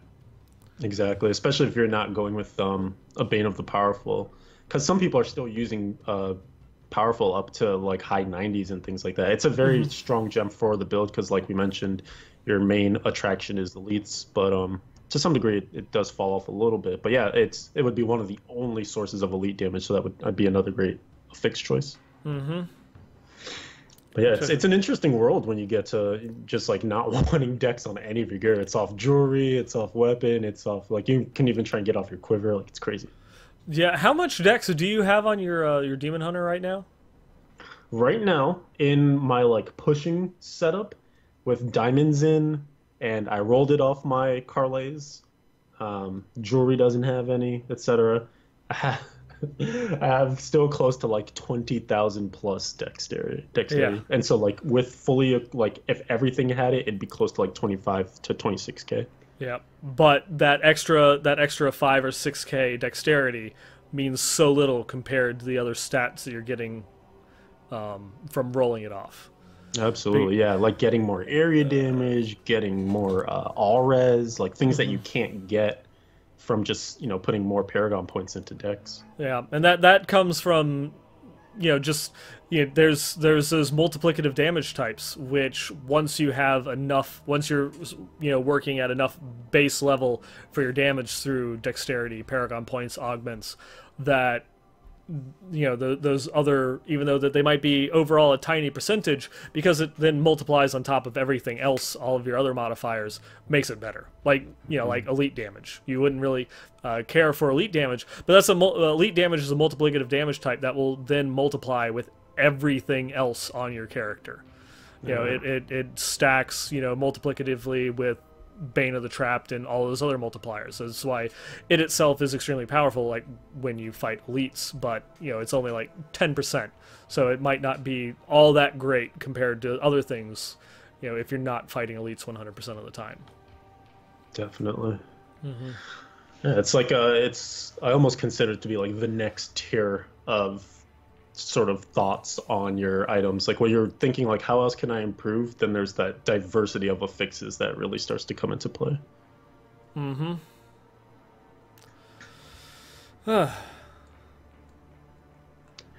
I'm still jealous.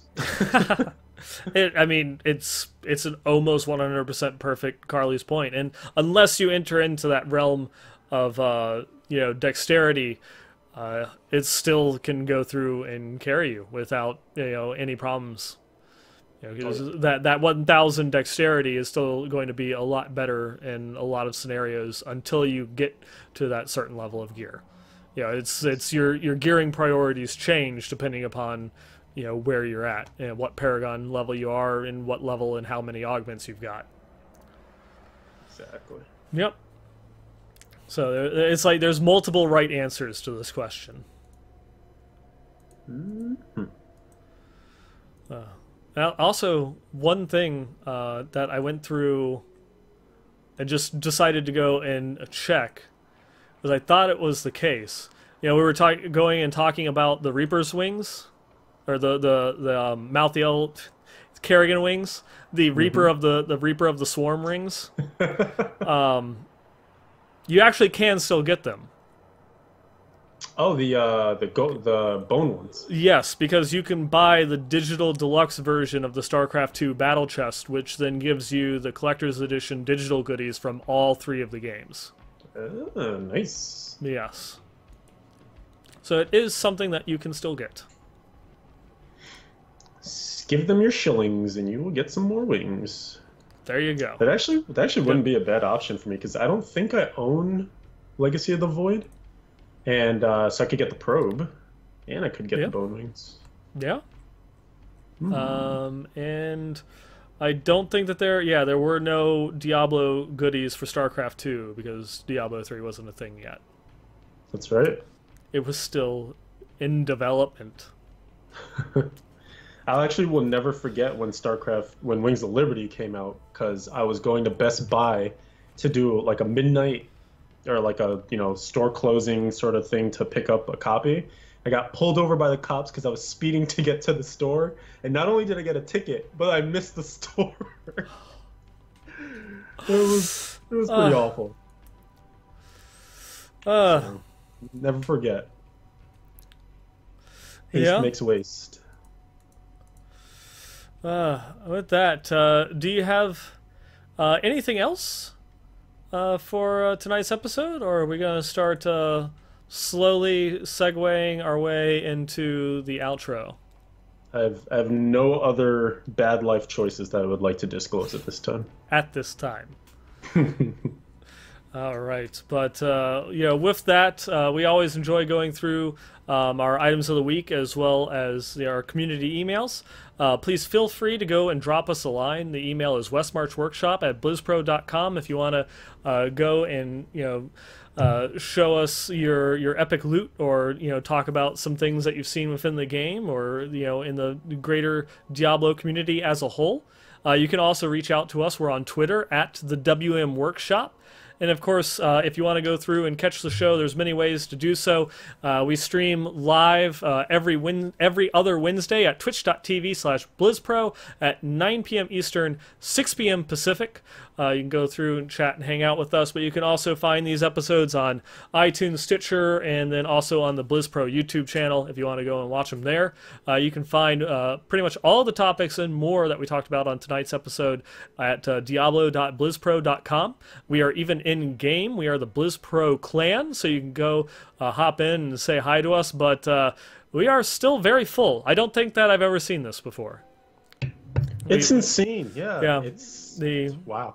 Yeah, spots should open up soon-ish, maybe one day, something. I'm Ron Burgundy. But yeah, it's been a very extremely active season, and I guess just this. I didn't expect it to happen like a light switch between like last season and this season, but I always figured that eventually, the number of people that cycle through will decrease, as you have the because we've only ever kicked people for inactivity. I think we've had one instance where someone was an asshole and it had to be banned.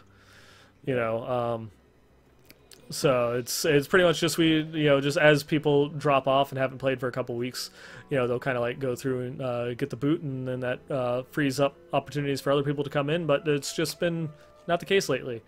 But in that scenario, you can always join us in the Westmarch Workshop community. If you go into the social tab and do a search for communities, you can find us there just by doing a search for Westmarch or Workshop, and then combining the two and finding Westmarch Workshop. So that way you can go and chat with us without having to leave your current clan. And then, of course, you can always come and hang out with us. A lot of the times, even when I'm not streaming or doing the show, I'm hanging out on discord.gg/BlizzPro. You can also find Leviathan and his crew hanging out in there, chatting and joking all the time as well. So don't be shy. Go ahead and hop in there. And then finally, you can also find us individually. I'm at 9ballgamer on Twitter. You can also find me over at twitch.tv/9ball. I've been streaming pretty regularly Sundays through Tuesdays and sometimes on Wednesdays when we don't have the show. And then you can catch Leviathan here at LeviathanD3 on Twitter. And then once his computer situation is out of the way, you also find him at twitch.tv/Leviathan111. And then, of course, just want to give one more big shout out to Lenovo Legion and Intel and BlizzPro.com for helping sponsor the show. And with that, is there any last things that you would like to discuss or talk about, good sir? Necromancer. Necromancer. How many more times do we have to say it to push it back over 50%? Someone is doing the math right now, and if not, they're restarting the episode. Longshot is going to do the math because that's his job.